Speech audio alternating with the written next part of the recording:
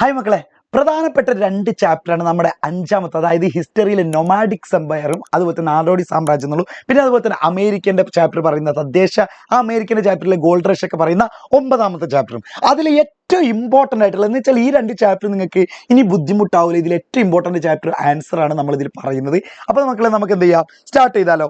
Nomadic Empire, അതായത് നമ്മുടെ നാടോടി സാമ്രാജ്യത്തെ പറ്റിയിട്ട് പറയുന്നത് ചെങ്കിസ് ഖാന്റെ കാര്യങ്ങൾ. അപ്പോൾ യാസ എക്സ്പ്ലെയിൻ ദി യാസ. അപ്പൊ യാസ എന്തെന്ന് പറയുന്നതിന് മുമ്പ് തന്നെ മക്കളെ, ഇനി ഇതിൽ എന്തെങ്കിലും സംശയങ്ങളും കാര്യങ്ങളുണ്ടെങ്കിൽ മക്കൾ എന്ത് ചെയ്താൽ മതി എന്ന് ചോദിച്ചു കഴിഞ്ഞാൽ, നിങ്ങൾ കൃത്യമായിട്ട് ഈ അക്കൗണ്ടിലോട്ട് നിങ്ങൾ എന്ത് ചെയ്യുക, നിങ്ങൾ ഫോളോ ചെയ്തിട്ട് നിങ്ങളുടെ ആവശ്യങ്ങളും കാര്യങ്ങളൊക്കെ എന്ത് ചെയ്യുക, SP_സഹദ് എന്നുള്ള അക്കൗണ്ടിലേക്ക് ഫോളോ ചെയ്ത് നിങ്ങളുടെ കാര്യങ്ങളൊക്കെ എന്ത് ചെയ്യുക, പറയാം. ഏത് തരം വീഡിയോ വേണം, അല്ലെങ്കിൽ ഏതൊക്കെ സബ്ജക്റ്റുകൾ വേണം, ഇനി നമുക്ക് എന്ത് ചെയ്യാനുണ്ട്, പൊളിറ്റിക്സ് ഒക്കെ വരാനുള്ള. അപ്പോൾ യാസ് എന്തെന്നാണ് ചോദിക്കുന്നത്.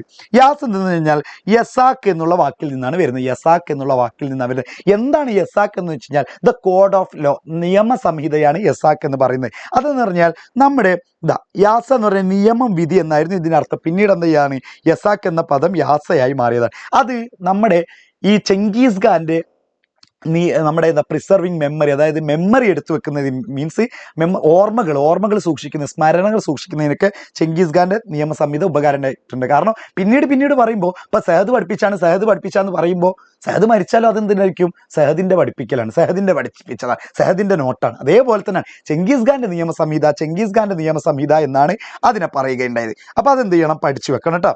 പിന്നെ മിലിറ്ററി ഓർഗനൈസേഷന്റെ കാര്യങ്ങൾ പഠിക്കണം. ചെങ്കീസ് ഖാന്റെ മിലിറ്ററി ഓർഗനൈസേഷൻ എനിക്ക് തോന്നുന്ന മോഡൽ എക്സാമിനോ ക്രിസ്മസ് എക്സാമിനോ ചോദിച്ച ഒരു പ്രധാനപ്പെട്ട ക്വസ്റ്റ്യൻ ആണ് ചെങ്കീസ് ഖാന്റെ സൈനിക സംവിധാനം. മക്കളെ, സൈനിക എന്ന് വെച്ചാൽ മംഗോളിയന്മാരുടെ ആ കാലഘട്ടത്തിലുള്ള എല്ലാ ഏബിൾഡ് ആയിട്ടുള്ള, അതായത് ശാരീരികപരമായിട്ട് ഓക്കെ ആയിട്ടുള്ള എല്ലാ പുരുഷന്മാരും എന്തിൽ പോകണം, മിലിറ്ററിയിൽ ഉണ്ടായിരിക്കണം. പുരുഷന്മാരെല്ലാവരും ഉണ്ടായിരിക്കണം. പിന്നെ അതുപോലെ തന്നെ ചെങ്കീസ് ഖാന് നേരെയുണ്ടായ ആക്രമണങ്ങളും എല്ലാവരും കൂടിയുള്ള ഒറ്റക്കെട്ടായിട്ടുള്ള ഒരു ഒത്തൊരുമയും കൂടി എന്ത് ചെയ്തു, ചെങ്കീസ് ഖാന്റെ ഈ മിലിറ്ററികളുടെ സൈന്യങ്ങളിൽ വർധനവുണ്ടായി.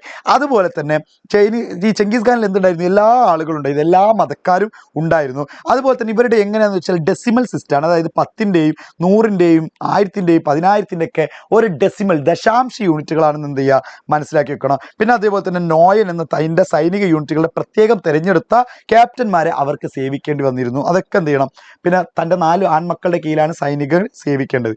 ഇനി നമ്മുടെ ലീഗൽ കോഡിന്റെ കാര്യങ്ങൾ പറയുന്ന പോലെ തന്നെ കൊറിയർ സിസ്റ്റം എപ്പോഴും നിങ്ങൾ നോക്കി വെക്കേണ്ടതാണ്. കൊറിയർ സിസ്റ്റം, അതായത് ചെങ്കീസ് ഖാന്റെ കാലഘട്ടത്തിൽ കൊറിയർ സിസ്റ്റം ഭയങ്കര ഉണ്ടായിരുന്നു. അത് സ്പീഡാണ്, റിലയബിലിറ്റി ആണ്, അതായത് വിശ്വാസ്യതയും അതുപോലെ തന്നെ ഒരു സ്പീഡും വേഗതയും ഉണ്ടായിരുന്നു എന്ന് മനസ്സിലാക്കി വെക്കുക. പിന്നെ ഗ്രേറ്റ് ഖാൻ തന്നെ control the administration of distant place, അത് ദൂരെയുള്ള പല സ്ഥലങ്ങളുടെയും ഭരണകാര്യങ്ങൾ കൺട്രോൾ ചെയ്യാൻ വേണ്ടിയിട്ടും ഈ കൊറിയർ സിസ്റ്റം ഉപകാരപ്പെട്ടു ഉണ്ടായി. It also helped dum keep check on developments at any part. നമ്മുടെ ആ ഒരു രാജ്യത്തിന്റെ പല ഭാഗങ്ങളിലാണെങ്കിലും അവിടെ ഉണ്ടായിരുന്ന പല കാര്യങ്ങൾ, അതായത് അവിടെ ഉണ്ടായിരുന്ന ഡെവലപ്മെന്റിനെ പറ്റിയിട്ടൊക്കെ എന്തായിരുന്നു, ഈ കൊറിയർ സിസ്റ്റം വന്നിരുന്നു. ഇനി ഒരു 8 മാർക്കിന് ഒരു വർഷം ചോദിച്ച ഒരു ക്വസ്റ്റ്യൻ ആണ്, പക്ഷെ അത് 8 മാർക്കിന് അല്ലെങ്കിൽ ഒരു 4 മാർക്കിനൊക്കെ ചോദിക്കും. പൊളിറ്റിക്കൽ ബാക്ക്ഗ്രൗണ്ട് ആൻഡ് സോഷ്യൽ, അതായത് മംഗോളിയരുടെ സാമൂഹിക പശ്ചാത്തലം വിവരിക്കാൻ വേണ്ടിയിട്ട് ചോദിക്കും. അതായത് നൊമാഡിക്സ് എന്ന് പറഞ്ഞ കൃഷി ചെയ്യൽ, അവർ നാടോടികളാണ്, അവർ ടെന്റുകളിലും ഗേറുകളിലാണ് താമസിച്ചിരുന്നത്, അവർ ആട്ടിടയന്മാരും, അതുപോലെ തന്നെ ആട്ടിടയന്മാർ കുതിരകളെ, ചെമ്മരിയാടുകളെ ഇതൊക്കെ ഇണക്കി വളർത്തിയിരുന്നു. പിന്നെ ഹണ്ടേഴ്സ് സൈബീരിയൻ കാടുകളിലാണ് കഴിഞ്ഞിരുന്നത്. അങ്ങനത്തെ കാര്യങ്ങളൊക്കെ എന്ത് ചെയ്യുക, മനസ്സിലാക്കി വെക്കുക. പിന്നെ ചൈനക്കാരുമായിട്ട് എപ്പോഴും അതിർത്തിയിൽ തർക്കമുണ്ടായിരുന്നു. അതുകൊണ്ട് അവരുടെ പ്രജകളെ അല്ലെങ്കിൽ അവരുടെ ആളുകളെ പ്രൊട്ടക്ട് ചെയ്യാൻ വേണ്ടി ചൈന ഉണ്ടാക്കിയ ഒരു സംഭവമാണ് ഗ്രേറ്റ് വാൾ ഓഫ് ചൈന, അതായത് ചൈന വൻമതിൽ നിന്ന് കേട്ടിട്ടില്ലേ, ആ കാര്യങ്ങളൊക്കെ എന്ത് ചെയ്യുക, ജസ്റ്റ് മനസ്സിലാക്കി വെക്കുക. ഇനി ഡിസ്പ്ലേസിങ് ഇൻഡിജിനസ് പീപ്പിൾ, അതായത് 9ാമത്തെ ചാപ്റ്ററിൽ തദ്ദേശ ആളുകളുടെ കാര്യങ്ങൾ, അമേരിക്കക്കാരുടെ കാര്യങ്ങൾ പഠിക്കേണ്ടത്. ഗോൾഡ് റഷ്, അതായത് സ്വർണ്ണപ്രവാഹം എന്ത് ചെയ്യണം, പഠിച്ചു വെക്കണം. സ്വർണ്ണപ്രവാഹം കൊണ്ടുണ്ടായ മാറ്റങ്ങൾ എന്തൊക്കെയാണ്, ഇൻഡസ്ട്രിയൽ ഗ്രോത്ത് വന്ന്, gold rush and growth of industry, അതായത് ഇൻഡസ്ട്രീസ്, വ്യവസായങ്ങൾ നല്ല മാറ്റം വന്നു. Traces of gold led to gold rush, കാലിഫോർണിയയിലെ ഗോൾഡ് റഷ് നന്നായിട്ട് എന്ത് ചെയ്തു, എല്ലാവർക്കും പെട്ടെന്ന് പണക്കാരനമാവണം എന്ന് വിചാരിച്ചുകൊണ്ട് ക്വിക്ക് ഫോർച്യൂൺ എന്ന് പറഞ്ഞു കഴിഞ്ഞാൽ എല്ലാവർക്കും പെട്ടെന്ന് പൈസക്കാരനാവുന്നുള്ള ആഗ്രഹത്താൽ എല്ലാവരും എന്ത് ചെയ്തു, കാലിഫോർണിയയിലേക്ക് വന്നു. അങ്ങനെ അവിടെ എന്ത് സംഭവിക്കുകയാണ്, അവിടെ റെയിൽവേ ലൈൻസ് വരാൻ തുടങ്ങി, കോണ്ടിനെന്റിന് തമ്മിൽ റെയിൽവേ ലൈൻസ് വന്നാൽ തുടങ്ങി, മാനുഫാക്ചർ റെയിൽവേ എക്യുപ്മെന്റ്സ് വരാൻ തുടങ്ങി. പിന്നെ അതുപോലെ തന്നെ large scale farming machinery produce ചെയ്തു.